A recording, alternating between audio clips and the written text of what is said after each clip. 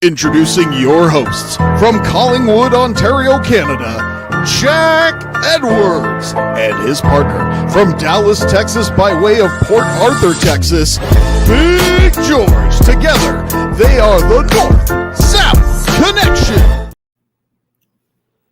Hello, ladies and gentlemen. We are the North-South Connection. I'm Jack Edwards. That's Big George. Hey. We are 5 count tonight, and we got a wonderful topic. George, how are things in Texas? How's things going? You know, as I look outside my window, ain't shit happening. We good down here. We straight. Well, I think there's still another threatening freezing rainstorm up here. Yeah, crazy weather. Happening on, but we're not talking weather, we're talking wrestling, and I think the talk of the town, George, right now, a couple things is the promo between Cody Rhodes and John Cena. I mean, I watched it last night, and I mean, what a job! Just what an incredible job they did on that promo. It looked real. It looked like they was taking, and they didn't hold back. That's what I was waiting on. I was waiting on a promo where they was going to spit back at each other, give them some fireballs, give me some oohs and ahs, give me something worth rising out of my seat for. And I wasn't necessarily waiting on Cody to hit a Cody cutter or nothing like that, but I was definitely kind of, intrigued by a little crossroads at the end of the interaction. But they had it for each other. And the mic play from Cody has gotten so good over the years. You have to pay respects to it as a world heavyweight champion, a WWE champion, to kind of hold the belt. You have to hold the mic too. And he's doing it very, very well against one of the best mic layers of this all time history. So of course, like I say, he came with some nice points. I felt like that was one of the first times I felt like Cody was really kind of speaking for himself against somebody, and I think that was a really good moment for them both. Kudos to them. Yeah, it didn't seem rehearsed. They didn't fumble at one point. They were on point with everything. It didn't seem like they were looking for a line to remember. It was just it seemed all very organic, and it was just a really, really good job. And a friend of mine who I respect very much said to me that he's like, that's how you sell tickets. Like, that's how you sell tickets right there, right? That's the kind of thing you have to sell tickets. And I'm interested to see how they follow it up, because what a promo. I think Cena's got to lay somebody out. I'm begging for the R-Truth layout. I hope he just bludgeons R-Truth and sends him out in an ambulance. I mean, no respect. I think that's what he has to do. I think there's too many people cheering, let's go Cena. We need to get rid of those people. Yeah. And I think he needs an impact physical act. And I think R-Truth would be the one. I think that's the one I'd like to see. So, we'll see where they follow it up. But it's a great job. I mean, then they did Gunther and Jey Uso. Gunther beat the brakes off Big Jim. Big Jim just walked out there and got choked out for free. Just straight manhandled. And I'm like this, at what point do you honestly know that you're going to be a competitor against somebody? You slapped him in the face. You kind of gave him that. As soon as he got slapped in the face, most people probably was feeling like, you know what, Gunther's probably going to kill this man. And that's exactly what happened when he walked out there. It was terrible in a lot of senses of the word. I think it was just, not necessarily something that he can honestly be proud of at this point. That'd be fun. The guy just said, have Cena attack Truth, then Truth turn heel. Cena knocked some sense into him or something like that. That kind of. Hey, he hit him with an AA, throw him through a table, do him bad. Yeah, just beat him. Leave him. Because he'll get heat. Oh, he'll get big heat. He'll get real. That's what you need, heat. So. But the Jey Gunther thing, they definitely stepped it up. Big Jim, Big Jim didn't look too good, but and Jey did his job. And so again, interesting to see how they follow it up. I think at some point for WrestleMania, George, probably you're going to see Gunther kind of get Jey again, or you never know. We'll see.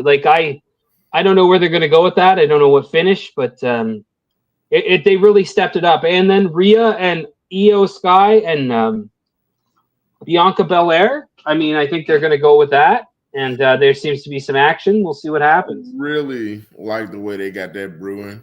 The fact maybe Rhea's the ref at WrestleMania. Maybe. You know, her involvement right now is the most questionable of all. So you can kind of say Bianca had really legitimate gripe there as far as really even in the match. But at the same time, I can see Io Sky being like, everybody worry about them two. I'm the champion. Like, I'm the champ for a reason. So I feel like she's trying to get a respect out of that. And I can totally respect what she's doing. Got to hold your own when you hold the belt. So yeah, put it on out there. So I think they got some good stuff, and it's Seth and Punk and Paul and Roman. You never know what's going to happen there. I think they got some intrigue. They always know what they're doing. Right around this time when you don't think they know what they're doing.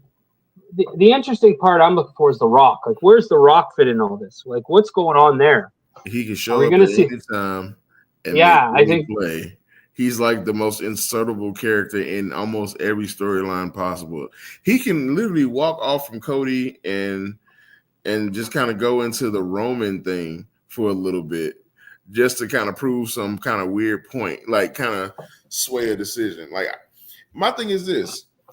I'm worried about where The Rock shows up too, but I'm also concerned as far as who walks away from that triple threat match with Paul Heyman. I have a theory. I think it's Seth Rollins.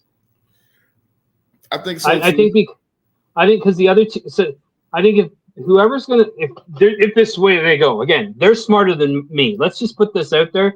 They're way smarter than us. You have way smarter people there than us. Like Road Dogg Jesse James is like one of their lead bookers. Like, so they're way smarter than us. We're just throwing shit at the wall and see what sticks. But then we can at least, if we get something, we can at least say, "I told you so," as Bobby Heenan would say. But I think it would be Seth because the other two are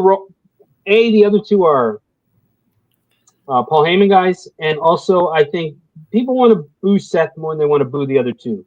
Yeah, that just might be, And I think that Seth needs some muscle, though. I think because if you're going to have two guys on the other side, naturally they tag up because they're baby faces and against the heels, and you need somebody else.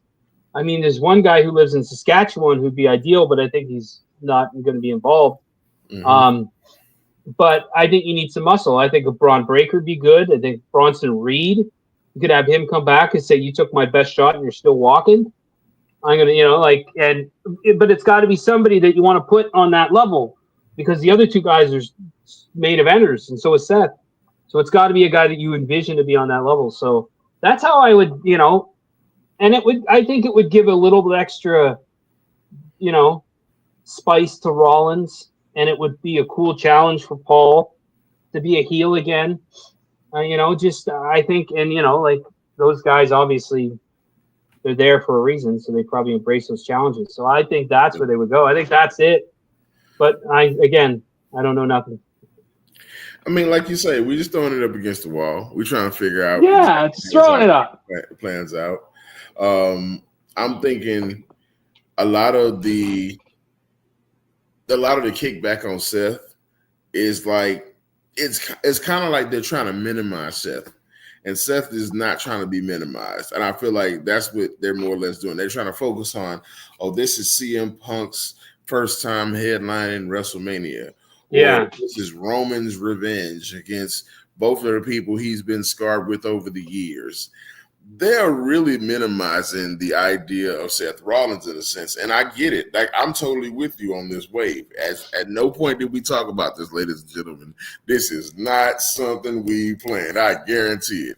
But at the same time, I do agree. Seth Rollins has definitely been in a situation where he can easily turn heel and be one of the best heels right now.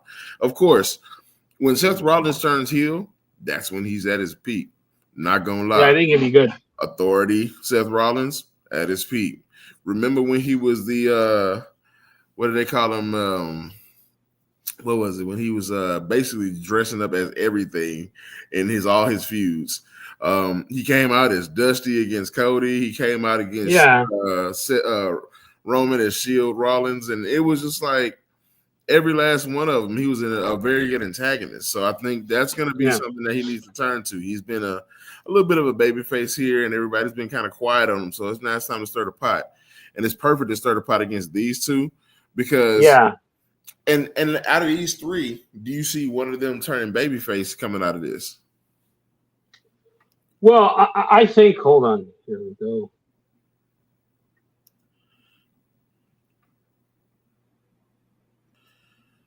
Yeah, but I mean, there's two top guys. I don't know. I think they add.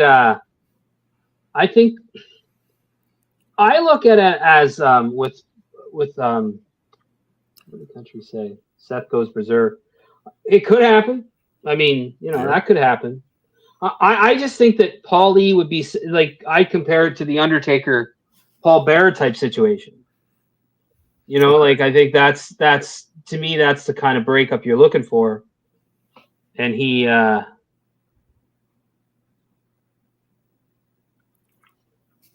like Roman and Punk. You're right. Yeah, like Roman and Punk are the baby faces. Naturally, I think they're the most over baby faces. So I think that makes Seth the heel. He could bump. He's a good worker. He's going to be good. I think that's to me. I think that's where they go. But who knows, man? I mean, who knows? You never really know. You never really know. And I think that's kind of the best part about this WrestleMania. I feel like the buildup of this WrestleMania has been one of the better buildups in a long while. I like it. The fact that WrestleMania is not next week and you want it to be is that much better for me. Because at the end of the day, you kind of have to be like, look, April 19th, it's going to be fun. It's going to be I'm ready to do a podcast right now about it. I'm excited. I don't know what's going to happen on those 2 days, but at the same time, it's just like, all right, what are we going to resolve? What you want, though. Like, this is what you want to see. This is what you want to have. Like, I feel like a lot of this information that we're kind of spitting out right now is just getting everybody hyped for the big game. And I'm gonna tell you right now, this game seems like a big one, and I think it's gonna be good. I think the biggest thing about this WrestleMania is I know that there's more after WrestleMania. I don't know what. I can already feel like there's more, so I'm ready. So Country Boy is in the chat tonight. Thank you, Country. He hosts the 2 Words For You podcast, which had a familiar face on it recently. Yes, I did go on to. I don't know if it's that good. I don't think it's that good. As far as the build, not the look. I said you can't compare it until the matches show up. The matches would definitely have to exceed expectations. No, the build everything at 17 exceeded expectation. The build exceeded expectations. The matches went over the build. Like it did exactly what it was supposed to do. So the thing is that the WrestleMania 17 build, dude, to watch WrestleMania 17, it wasn't easy. Like because we were in college, we had a bus. We took the Dufferin Street. We're in Toronto, the Dufferin Street Drive, and we probably walked like I don't know how many kilometers to get. And I've never been more excited in my life for WrestleMania. So that's the one that that's the thing. But it's very, very good. Like it's exactly what you should do. It's exactly how you build to a big show. Like that's how you sell tickets. That promo, bludgeoning the baby face, that's it. So, but like we're going to WrestleMania, you mentioned the matches, and the one of the biggest things for me, the coolest things this week was the WWE announced they're going to introduce matches in the Hall of Fame, calling them Immortal Moments, which was incredible. It's a great thing. The UFC already does it with fights, so it's awesome. But so the first match they put in was is Bret Hart versus Stone Cold Steve Austin, WrestleMania 13, and what I believe is the greatest match of all time. It doesn't get better than that. That is you could put that match on today and it would still steal the show.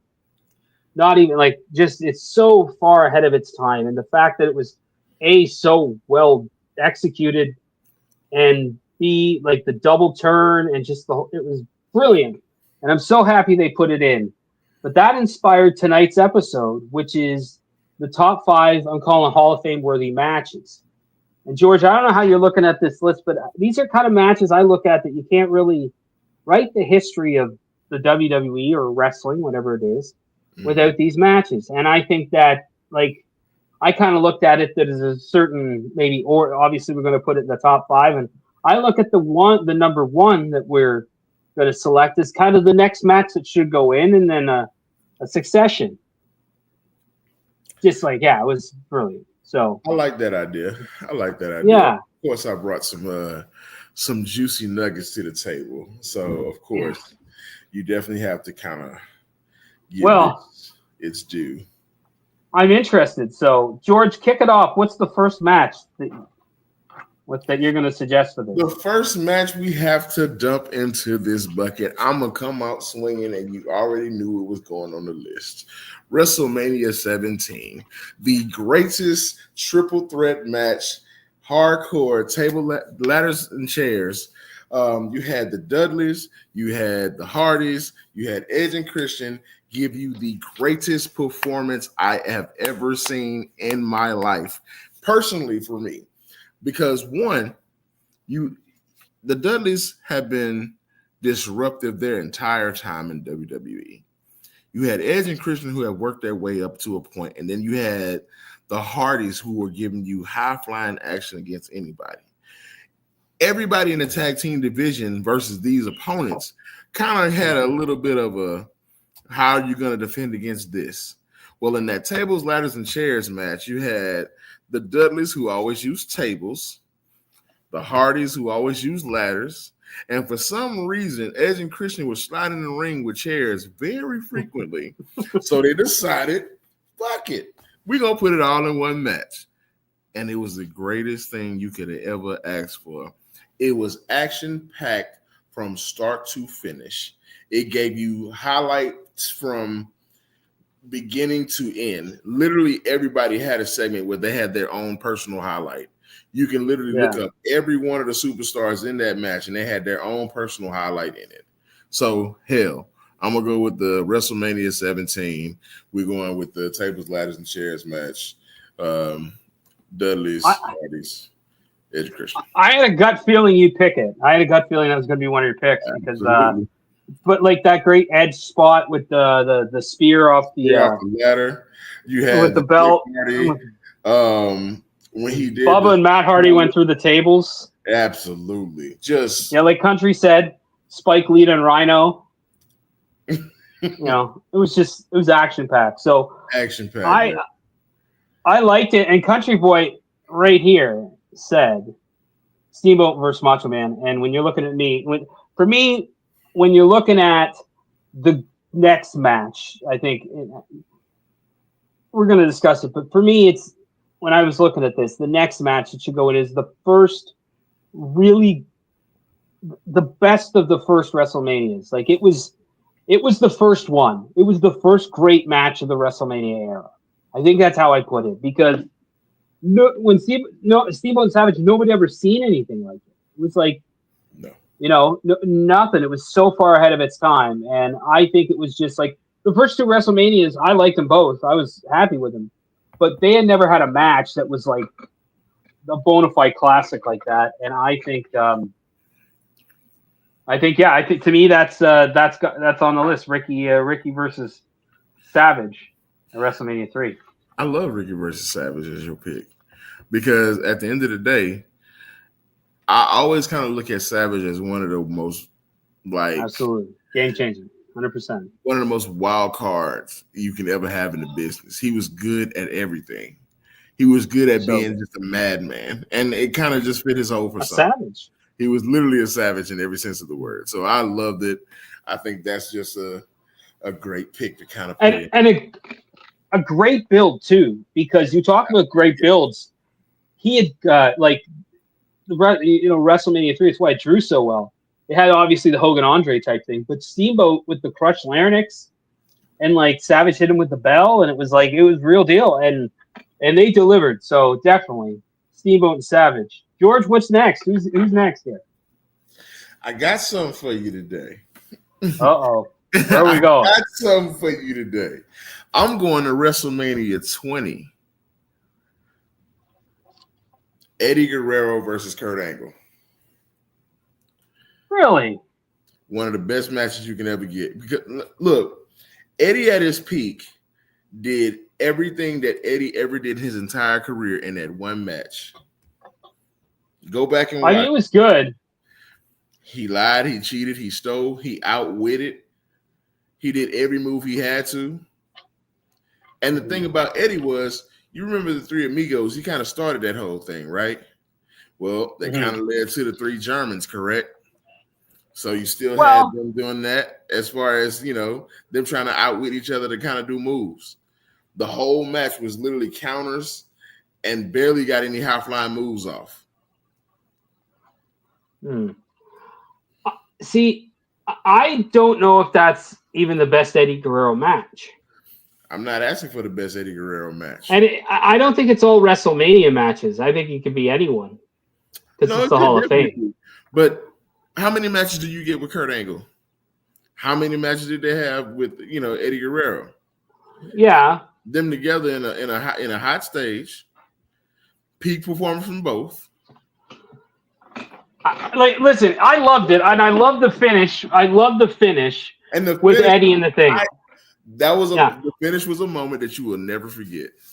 Yeah, but I think we're gonna have to take a look at this list at some of these and see where we're at. Yeah, that's another one. That's an Angle versus Michaels. That's another one. So you got Eddie versus Angle, which Kareem will love because Kareem's the biggest Eddie Guerrero fan. I mean, Hall of Fame worthy matches. You got to put the first. You got to put. I'm going to argue, even though everyone talks about the Hell in the Cell '98, I think Hell in the Cell '97 is the better match, and it's the first Hell in the Cell, and I think it was impactful for so many reasons. In that it was an amazing match. It was the first appearance of Kane. I think that it's just incredible. And I mean, whereas there was more spectacle and everybody remembers, obviously, Mick going off but Mick was terrified because the first Hell in the Cell match. Oh, wait, sorry. No, I didn't mean to do that.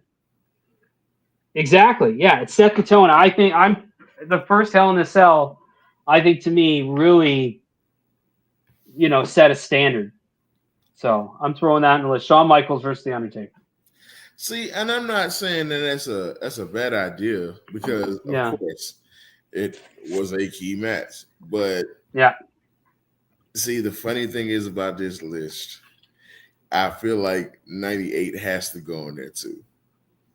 It has to, because 98's moments are just as good. It's like, oh my God! In the black culture, you got to have a remix, and 98 was the perfect remix. I don't disagree. That's like, I don't disagree. I just kind of had to throw it out there, but I think I think there's other matches that I don't know. Even the one I picked, I think there's some other matches that I'd like to tonight. Yeah, that we could toss out there that might hit the top 5 because it's a great example. It is the remix. Hey, it's the best remix you can ever put out there. I mean, there is an artist out there who makes some of the greatest remixes of all time. He just ain't gonna be speaking up on this show. It's just a simple fact that hey, the remix has to kind of outdo that first one in some way, form, or fashion. And how else do you do it? You damn near kill a man by throwing him off the cell. I'm just saying, not saying that they didn't do that in the first one, but it has some kind of a marquee look when you kind of look at it like that. So, yeah. So here's an idea, George. I'm throwing this out there. Eddie and Angle, I don't think makes this list. I don't think it's good enough. And I think you're questioning Hell in the Cell 97. So I got an idea. I got a replacement for Eddie and Angle. I think that is more of a top 5 match. Let's see if we agree. Hogan versus The Rock. if you're talking about moments, yeah, it's called Immortal Moments, and that's why I'm looking at like TLC 2, absolutely. Steamboat and Savage. I think Hogan and The Rock. There's no more, and I'm biased. I was there, so I'm biased. But I don't. I think that's a little bit more immortal than Eddie and Angle, as good as Eddie and Angle was. And I can watch them wrestle all day. It's just when you look at Immortal Moments, I think that's why I kind of agree with your Hell in the Cell 98 should be there, because there's no more immortal moment than that. It like made Mick Foley's career. exactly. So I think if I can add a replacement, I'd like to add Hogan Rock over Eddie and Angle. So 98 stays, and we keep Hogan and Rock. Rock, and then so we have Hell in a Cell 97. There are some other matches I'd like to throw out there. Oh, absolutely. This list ain't done, baby. We might be going for a little bit here. Hogan was a last match, and it was a great Hogan match as well. I mean, the one with Vince the next year wasn't bad either. I mean, he had a pretty good one with Vince. So like Shawn versus Razor is another one. Eddie versus Ray at Halloween Havoc 97. Flair versus Steamboat. Which one? There was 3 of them. The third one. You could put in the third one. Like, listen, I don't disagree. Like I think the third one. Like, yes. Like that one Yeah. took the cake. I'm not gonna cap. I watched all 3 of them a couple days ago. The third one. Now, I'm not saying the first 2 ain't good. Chef's kiss for the 3. Yeah. Sometimes So- the remix is better than the first one. Yeah, this is going to be a controversial one, but I think if we're talking about immortal moments, and that's kind of the theme, right?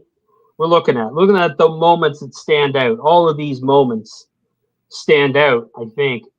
Like, Hogan Andre's got to be there. Like, match-wise, no, it wasn't the best match in wrestling history. And that's the only reason why I have pushback on it, because it wasn't the best match. You think that the match has to be It has to be bigger than the moment? something. Not even bigger. Okay. It has to match up to, because Hogan and Rock wouldn't have gotten there if it wasn't what that match was. He gave you everything of both characters, and both realities came and clashed, and everything just kind of popped with that match. Yeah. It wasn't even like it was like you was just waiting on the biggest moment in that match, and of course the 2 superstars are just that big, so you're just kind of waiting on that moment. Not give it all its due. It is definitely one of the biggest moments in wrestling history. Yeah, it set the tone for everything. Everything. But for this list, I feel like but okay, have to kind of live up to it. Every match on this list has a great performance set by these, competitors. Okay. So I'm not going to give Fair it enough. to just a moment No. that was that good. Yeah, even Hogan Rock was a decent match. It was just the crowd made it. Exactly, the crowd made it a lot better than what it was, but it was still a good match. And people were surprised. People were like, "Oh, I was shocked about that." I'm like, I wasn't. I walked to the Sky Dome. Like, that was a Hogan town and always was a Hogan town, so it was never going to change. So we have Hell in the Cell 97, which I think is, again, you talk about performance, is as good as it got. But you mentioned Flair Steamboat, Shawn Razor ladder match. I mean, so, Eddie Guerrero and Halloween Havoc, Eddie and Ray, and then, so George, right now we have Hell in the Cell 97. Which one do you think is better than that? As far as what, Hell in the Cells? Or just... So, no. Because right now we have on this list, we have WrestleMania 17, TLC. Ricky and Savage. That's Hogan and Rock. And then Hell in the Cell 98. 98. So we have Hell in the Cell 97. I think it's the question mark. That's the question mark. So we got Flair, Steamboat, Shawn Razor, Eddie, and Ray are kind of the contenders that I have. I'm trying to think of other folks, but I mean, there's probably way more. If you pull in from WWE history and you're including the history that they bought, I think so. You know what? If you're talking about, like, I love Hell in a Cell, and I suggested it, just, but thinking about it, if we're talking about kind of immortal moments, and if I think we have to put a WCW match on this list. And for me, I think, if we're talking immortal moments, it's probably Hogan turning heel. But again, the match quality, and that was a good match at 6-man, but it was kind of just that moment. It was an okay match. But as far as a WCW match, I think Eddie and Ray at Halloween Havoc. Absolutely. To me, is as immortal as it gets. And, especially what Ray's gone on to be and what Eddie went on to be. And that moment is just crazy. Like, he did the flip to the DDT. Like, you've never seen that before. I don't know if I've seen it since. Not from anybody else. Like, that's the crazy part. Ray did stuff in that match at that point in time that I knew was definitely different. It was 2 high flyers in WCW that I was just like, if I could be skinny. That was only 2. There was Rey Mysterio and Billy Kidman. And of course, Billy Kidman he was a high fly. He was like a diet Jeff Hardy to me. Not gonna lie, diet Jeff Hardy, because he wasn't jumping off the top of the goddamn sign. That's just not. He was good though. I like Billy. He was good. Billy Kidman was fucking good. But Rey Mysterio did things in that match at Halloween Havoc that nobody had ever seen. And at that point, nobody here really knew what Rey Mysterio was going to be. He had a couple matches and he, showed a couple flashes here and there, but nobody knew what he was like in a real pay-per-view setting. And he came out and it was the entire fucking show damn near. Like, stole it. Like, him and Eddie got out there and was just like, it was the perfect feud. And it was a perfect feud that lasted years. It lasted even after Eddie was going. This feud is kind of going with Dominic. They put Dominic on a pole. Exactly. They had a Dominic on a pole match. Like, leading to his mental problems of today. Which leads to Dirty Dom. But at the same time, exactly. That match there was definitely something to watch. It was always something that I felt like was really interesting to kind of just keep going back and watching, simply for the fact that from a technical perspective, from a build-up perspective, it wasn't built up like, the headliner match. And that's the crazy part. Like, they did all their promos in the ring after the matches that they had, which is one thing I loved about WCW, because after the match, no matter what a motherfucker looked like, he had a microphone in his face. And he was breathing hard in the motherfucker. And either he won the match or lost it. He was giving his great promo. Eddie was really good about giving promos after the match. And, giving really good energy before and after. Like, coming into the ring, you had to have your own kind of style. But then leaving the ring, you still working and doing promos out of the ring while you're still kind of banged up. That's a work still of art talking. Yourself. Yeah. You're still talking shit. And I love that. That's one thing I miss about, wrestling. They hate the interviews after the matches. Like, Ric Flair was great at that. Like, that was Ric Flair. That was his time. He was great before. He was great before and after. Like, it was just, that's just his thing. Like, sometimes it's little things about the business that you don't pay attention to that are actually making the moment. Yeah. And so a lot of things about the Eddie and Ray match, like I say, it was in their buildup. They didn't have any commercials. The internet wasn't prevalent at that time. So you didn't have people retweeting and reposting, oh, this is going to be the match I want to watch. Nothing like that.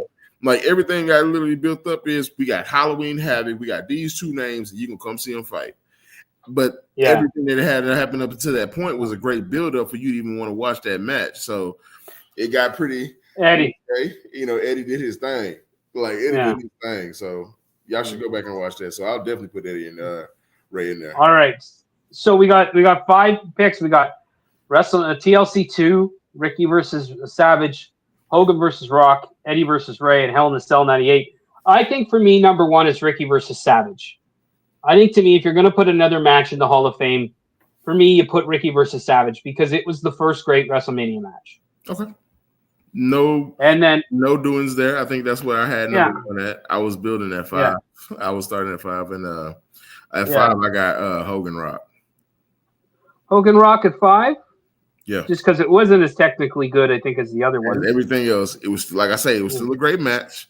That moment would have to live forever because, of course, the icons were definitely doing their thing. Number 4. Well, let's go number 2. WrestleMania 17, TLC. I say that. You say TLC. I'm not against it, but I would put Hell in the Cell, I think, ahead of TLC. 98 ahead of I think we're talking about immortal moments, like, so you got to kind of put the moment. You got to put the moment on a moment against the moment. Also, hold on. Can I add something in? Sorry to interrupt. I'd like to add something in also too. I think also the impact of these matches is somewhat important, and that's why I would argue Hell in the Cell 98 is the impact, not so much it had on, folks, but the impact that I think it had on Mick Foley's career and what he became as a wrestler.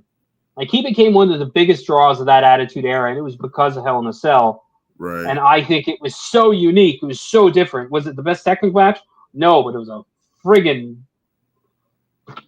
amazing collision. I mean, I don't know how else to describe it, but I mean, that's why I would put him at number 2, and then TLC at 3, and then Eddie Ray at 4.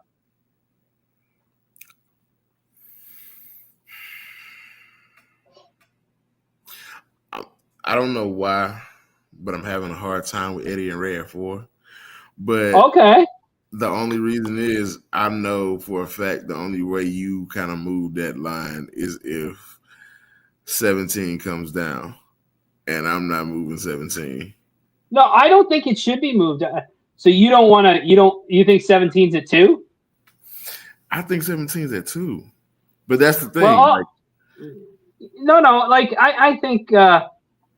Because the reason why I say you have to compare the spots in 98 and 17. What's more memorable at the time that it happened? Of course, when Mick Foley got thrown off that cell, JR thought he died, and everybody can remember the call around the world. The spear off that ladder, that was the first time we have ever seen anything. It was crazy. Like that high. You thought they was dead anyway. Yeah, and they did, like, I think, they did that. So I'm not going to belabor the point. I think it's a fair argument. So I think WrestleMania, and then I think Hell in the Cell, because you also got to remember a good technical match, but is that a mortal moment thing? So like you said, right, everybody's seen the, Jeff Hardy getting lambasted off the ladder. Hell in the Cell 90, and I think Eddie and Ray at 4. I think that's fair for Eddie and Ray. At 4. Yeah. Even though I think that's the hard part of the list. It's just like you're surrounded by greatness in a sense of you can't really move off certain lines for certain reasons. And I get it. I'm not gonna say I disagree with this top 5 at all. I just know that there's a lot of meat on those bones. There's a lot. So honorable mentions, we got Shawn and Razors on the list, obviously, and Flair and Steamboat 3. George, do you have another honorable mention? I'm not gonna shy away from the idea of The Undertaker versus Triple H. Which one? I would say the second one in hindsight, but I like the first one better. You like the one at WrestleMania 17? I like the one at WrestleMania better. Because, of course, like the second one when Shawn Michaels was the guest referee, I mean, we kind of knew they were going to kind of pull out all the stops. But it literally looked like they had pulled out all the stops the first time. And it was nothing he could do. It was nothing Triple H could do to kind of get out of that at all. He was succumb to the dead man. And that's how you kind of had to look at it. It was just his time. Like after fighting Shawn Michaels all those times, and he was like, no, Shawn, I'm going to do it. And then you go out there and get your ass kicked too. Like, it's The Undertaker, baby. And they did it in great form. And he was much older at this point. So I kind of paid respect to this part of his career because not only was he in the ring being himself, but he did everything that he had to do to win matches, and he made it look great. So I got to pick Shawn versus Taker, the first one in Dallas, I think it was. Yeah, baby. That was the first one. That he one came down and he ascended. Yeah, and Undertaker came up. I mean, just great. And so I think I think they're on the list, and then we need one more. A match. We need one more for the honorable mentions list. George, what do you got? It was very difficult. This has been one of the more challenging lists, simply because of there's so many great matches all across history, and you can't just sit up there and say one. I think we shy away from some of the matches because of some of the people who were in it, and that's so hard because there's one man who did his family an injustice, who had some of the best matches you're gonna ever see, and it's just like, damn, I can't support it. But at the end of the day, in the ring, the motherfucker was night and day from what you would see. He was the nicest person in the day, they would say, but when he got in that ring, he was the Wolverine. he was that's what they called him. That's what he was. But at the same time, I just feel like there's a bunch of matches that you can put on here. I think Kurt and Brock Lesnar was another great match. Okay, yeah. It was very good. Shawn and Jericho from that WrestleMania was all right. Shawn and Jericho was great from there. Yeah. The only reason I say Kurt and Brock is questionable because Brock didn't complete the move. He almost killed himself. But he made it out alive, ladies and gentlemen. He did really good after that. But just kind of saying, like, I think that's some types of matches that, can be said that could go on this list potentially, eventually. So we need one more. I like, what about Austin versus The Rock at WrestleMania 17? I mean, I like the only thing about that, actually, no, I scratched that because the finish sucked. I love the finish where he beat him with the chair, but I hated that he turned. I think that's the second match they putting in. What? I think that's the second match they were going to put in. No, I think they'll put in Steamboat Savage. I think that'll go in next. I think they already talked about that. We got to check. We got to check and see because they're not going. They'll put in one next year, so we'll see what they do. But I think I'm going to end this with a good one. I think it's hard to. We talk about. I asked my friend about WrestleManias that were underrated, and maybe we could do a list on that. And he said, "See what we got." No American Angry beat The Rock for yeah, absolutely. Like it was. So what about Owen Brett? The first one. When Owen won? Owen won. The only thing about that match, I would definitely I want to say yes, because it was the build on that match.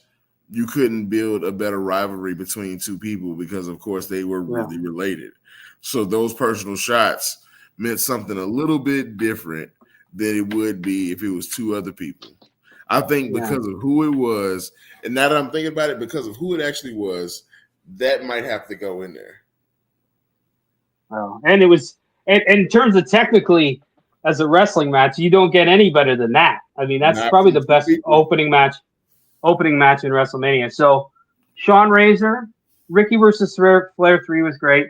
Another one I throw out just onto it won't make the honorable mentions list. We'll throw it out there too. Is Ric Flair versus Terry Funk, the I Quit match in 1989.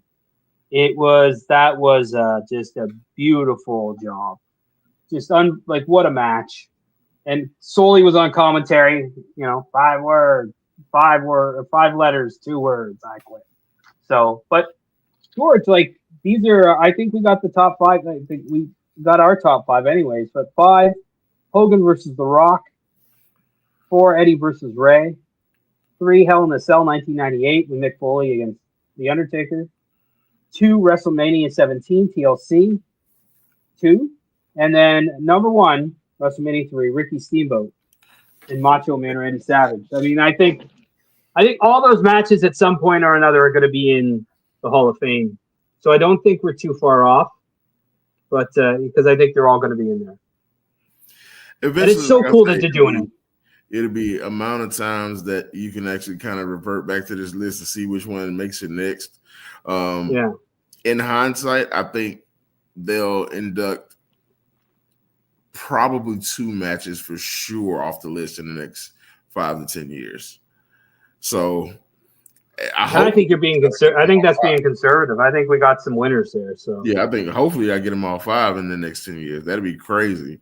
Then we can kind of circle back to this moment and be like, remember when we talked about this a couple years ago? We were just spitballing, But at the same time, I think, these are some of the best matches of all time. These are some that you really can go back and watch and kind of say, I don't think so because of X, Y, and Z. And I would love it. I would love to hear it. I want y'all to come on here, tell me what you think. Come on here and say, oh, this is the best match, and tell me why. Did it have a good build-up? Did it have a good, title change? Was it worth actually watching? Was it not something that, and it can't be none of those matches where they had like 97 run-ins. I ain't looking for no shit like that. That ain't no fucking match. That's a match, but I'm putting stipulations on this shit because y'all come with some wild shit sometimes. So, we're going to put a little bit of a rein on that. It can't be one of those matches where they had 77 run-ins and all that shit. I'll take 1 or 2 because, of course, 1 or 2 means that, the match was getting a little bit out of hand and they had to have somebody come in. I'll take it. But if it has like 3 to 4 run-ins and it's like the NWO and everybody else came in from the back, I ain't trying to hear that shit. I ain't trying to have SmackDown and Raw fighting out here. That's not one of the best matches in the world to me. So you got to see what y'all got. But no, that's our list. Great. That's our list. And thanks for joining us. I think we got to sneak out of here. I'm going to watch Dark Side of the Ring with Tony on Ludwig Borga, who was I never found him very good. And like now that I found him and he's like was a legitimate Nazi, I'm happy I thought he sucked. I never found him appealing at all. Even as a bad guy, and I kind of knew what was going on by then in '93. Like this guy sucks. Like he's not I don't want to see this guy wrestle at all. Like he's horrible. And I'm like, I was right. I was like, fucking asshole. So, but it's it really did a good job. Did you watch the Mick Foley one?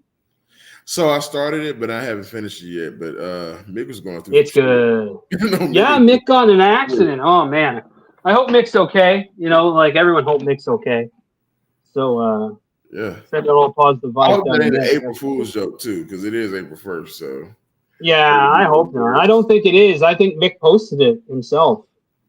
So I think it's legit. Yeah, because there are some really stupid April Fool's jokes, but we're not going to get into that. But that ain't my bag. But it was just got one. That's not my favorite stuff. I like the Hell in a Cell because it was I've watched the exploding matches. It's just not my favorite kind of stuff. But I'm not going to say anything about Terry Funk and Mick Foley, so they can do whatever the fuck they want. So because they did so much great stuff that I can't even. But that's not my favorite. But that's all right. So George, what a night! It's been a great night. Like, share, subscribe. Like, share, subscribe. Come back and see us. Yes, the man. Yeah, we're gonna get out of here. White man from Canada. You guys have a good night. Peace.